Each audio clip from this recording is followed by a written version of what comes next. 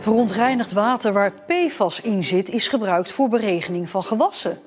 En als je dan hier een pomp ziet met een buis naar een perceel plantuien toe wat ermee beregend wordt, dan denk ik dat dat niet verstandig is. En verder in deze Zeeland nu. Pathé neemt bioscopen over en Zeeuwen op zoek naar de schat.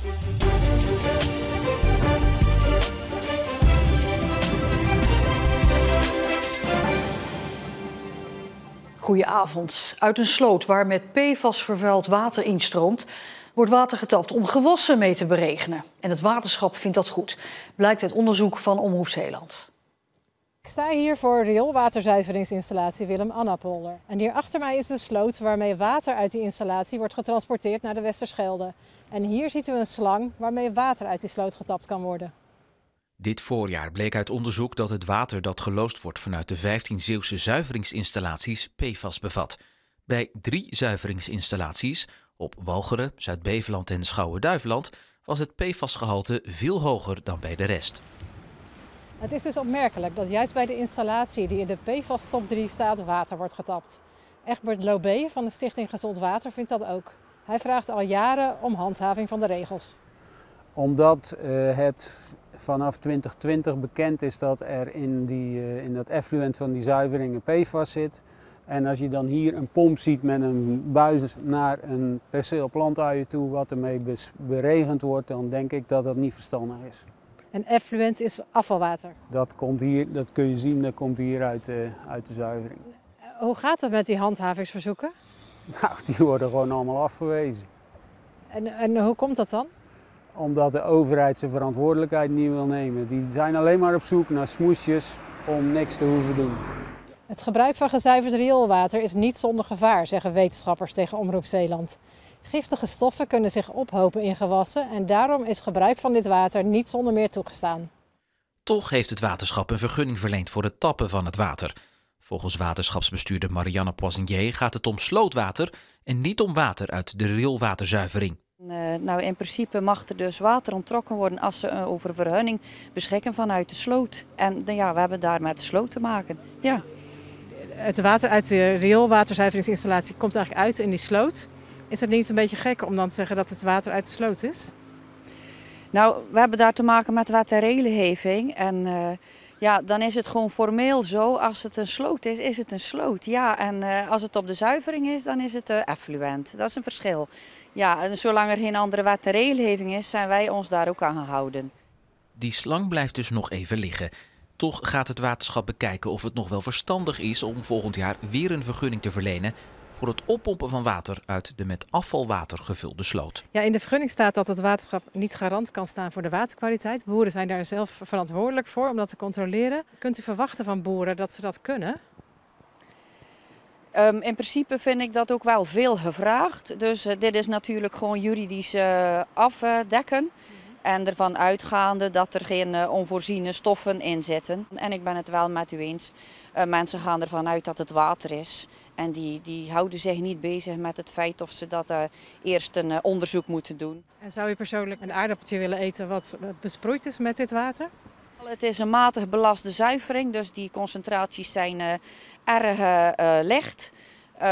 Het is vooral de stapeling die het probleem maakt, maar volgens mij zijn we daar nog niet in een gevarenzone. Maar dat is ook niet wetenschappelijk, hè? Mijn gevoel. Ik zou dat nog durven, zeker. Inmiddels is begonnen met een onderzoek naar de oorsprong van de PFAS in de Zeeuwse rioolwaterzuiveringen. En het waterschap hoopt zo de bron van de vervuiling te achterhalen. Bioscoop CineCity in Vlissingen en Terneuzen krijgt een nieuwe eigenaar. Het grote bioscoopconcern Pathé neemt de bioscopen vanaf volgende maand over. De komende tijd verandert er nog niks, want de naam CineCity blijft staan op de gevel. En ook het personeel blijft. Eigenaar Ad Westraat keek al een paar jaar uit naar een nieuwe eigenaar. We staan voor enorme investeringen. We moeten up-to-date blijven. En ja, Pathé is daar gewoon de kandidaat voor die dat ook gaat doen in de toekomst. Maar wat gebeurt er met festival Film by the Sea? Pathé is al betrokken bij veel filmfestivals en wil dan ook dat Film by the Sea blijft bestaan in Vlissingen. We moeten natuurlijk nog met het filmfestival in gesprek, want ook zij horen het vandaag voor het eerst. Maar dat hoort zo bij deze bioscoop, dus dat vinden we alleen maar mooi. Juwelier Minderhout in Westkapelle, bekend van zijn streeksieraden, is vandaag weer gewoon opengegaan na de gewapende overval van afgelopen vrijdag. 4 overvallers kwamen vrijdagmorgen binnen, sloegen vitrines kapot en bedreigden personeel met een vuurwapen. De overvallers gingen er vandoor op 2 scooters. De politie heeft inmiddels 4 verdachten aangehouden. En vandaag werd wat meer duidelijk over die 4 verdachten. Het gaat om 4 minderjarige jongens uit Vlissingen, 3 van 17 en 1 van nog maar 15. Ze blijven alle 4 voorlopig nog 2 weken vastzitten. 12 mensen hebben bij de provincie Zeeland een aanvraag gedaan voor subsidie voor wolfwerende afrasteringen. Vandaag was de laatste dag dat je een subsidieaanvraag kon doen. De provincie heeft €95.000 beschikbaar gesteld. Er zijn al verschillende meldingen geweest van een wolf in Zeeland. De afgelopen maand nog kwamen er berichten uit Rilland en Poortvliet dat daar schapen door een wolf zijn doodgebeten. Op safari door de supermarkt. In Terneuzen doen ze het. Gezondere keuzes maken, maar niet weten waar je moet beginnen. Met de zogenaamde supermarktsafari krijgen tientallen Zeeuws-Vlamingen een tour door de supermarkt en uitleg over de producten. Zo leren ze wat nou eigenlijk gezond is en wat niet. De safari is eigenlijk gewoon de jungle van de supermarkt. Wat moet ik kiezen? Wat is een gezond product? Hoe moet ik boodschappen doen? Hoe doe ik goedkoop boodschappen, maar toch gezond boodschappen? Al die handvaten geven we. Dus mensen bewust laten worden van wat is nou een gezonde eten- en leefstijl. Maar dan krijg je zo'n heel pakje broodjes opeten, dan zit je nog niet vol. Nee, dat klopt, want het geeft geen verzadiging. De supermarktsafari is onderdeel van Doe Mee Terneuzen. De gemeente heeft €30.000 vrijgemaakt om de inwoners na te laten denken over een gezondere leefstijl. Bio-groenten met aardappelchips, Maud. Waarom denk je dat dat nou gezond is? Nou, omdat er groenten in zitten. En ik denk dat het alleen wordt geroosterd gebakken, dat het een beetje knapperig wordt. Wat heeft u allemaal al geleerd? Nou, dat er toch dingen bij zijn waar je niet van verwacht. Dat er bijvoorbeeld heel veel suiker in zit of heel veel vet. En dat je echt eye-openers krijgt dat ik denk van, dat wist ik niet. In het Bevrijdingsmuseum waren vandaag opnames van het tv-programma Tussen Kunst en Kitsch. Dus is iedereen nog eens naar de zolder gelopen op zoek naar iets kostbaars. Zo'n 800 mensen gingen vandaag met hun verborgen pareltjes richting Nieuwdorp. Net als deze vrouw die een schilderij kocht in een kringloopwinkel. En toen haalde ik hem uit de lijst. En toen zag ik hier Vincent staan. Ik denk, ja, het zal toch niet zo zijn, hè? Dat je iets echts hebt. Maar goed, het is niks. Balen, want iedereen met een plastic tasje hoopt dat hij iets bijzonders in handen heeft. Ik denk dat dat het is, wat nu in de tas zit. Dat is heel veel waard. Dan kom ik terug. Dan kom ik bij jou terug om het te laten zien. Wat is het? Ja, een vaasje. Een oud vaasje. En sommige mensen hadden echt beet. Die ziet u terug in de uitzending van Tussen Kunst en Kitsch. Maar wat was dat vaasje nou waard? Niets. Terug ingepakt en weg. De vaas bleek van plastic, dus belandt hij binnenkort bij het grof vuil. Of misschien naar een kringloop, dan kan iemand anders een keer hier naartoe komen met het idee dat hij iets heeft. Wel heel sadistisch hoor. Ja, maar ja. Dat ben ik nu ook even. Volgende keer beter. Hannie Pene uit Westkapelle kreeg op haar 18e na een ongeluk te horen dat ze waarschijnlijk nooit meer kon lopen. Na een lange revalidatie lukte dat toch weer en ze liep zelfs 5 keer de kustmarathon. Dit jaar is ze vrijwilliger bij wat ze het mooiste sportevenement van Zeeland noemt.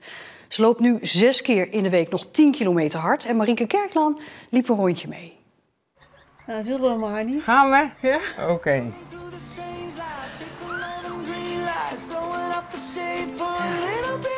Ik ben benieuwd of ik je bij kan houden, joh.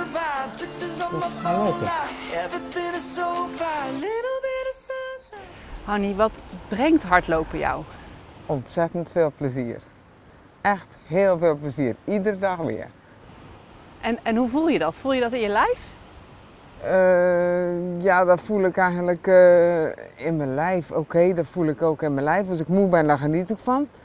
Als ik gewoon een spierpijn geniet ik ook van, maar dat heb ik nooit meer.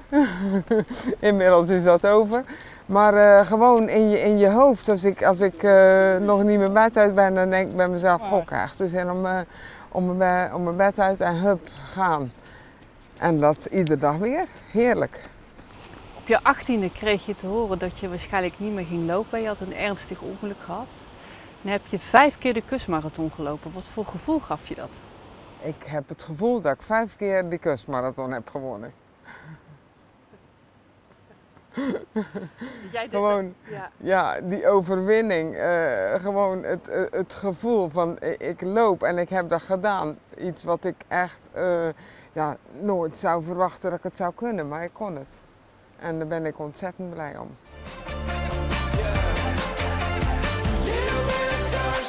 Hardy, dit jaar ga je voor het eerst meedoen als vrijwilliger, toch? Ja, klopt. Waarom heb je daarvoor gekozen? Nou, omdat ik toch mijn steentje bij wil dragen voor de marathon. En als ik niet loop, kan ik het op die manier. En hoe denk je dat het zal zijn om dan iedereen voorbij te zien lopen? Zou het dan niet een beetje gaan kriebelen? Dat doet zeer. Dat denk ik wel. Dan denk ik toch gewoon een paar keer bij mezelf, ja, dat had ik ook gekund. Maar het is goed dat ik het niet doe. Het is gewoon, ik heb 5 keer gedaan, het is mooi geweest.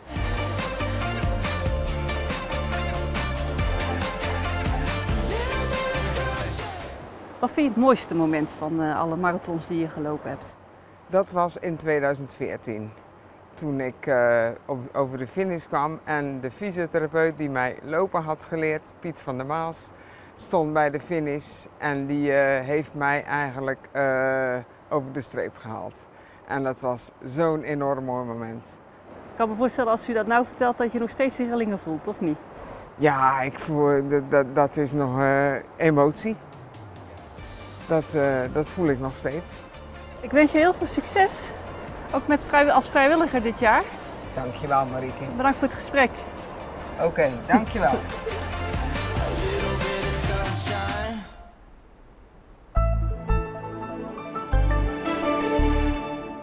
Het was een koude, gure herfstdag. Het was vandaag in Zeeland gemiddeld maar 16 graden. Morgen wordt het nog ietsje kouder, met misschien ook wat onweer erbij. En pas later deze week wordt het droog, maar het blijft wel koud. En tot zover deze Zeeland Nu. Nog een hele fijne avond en tot morgen.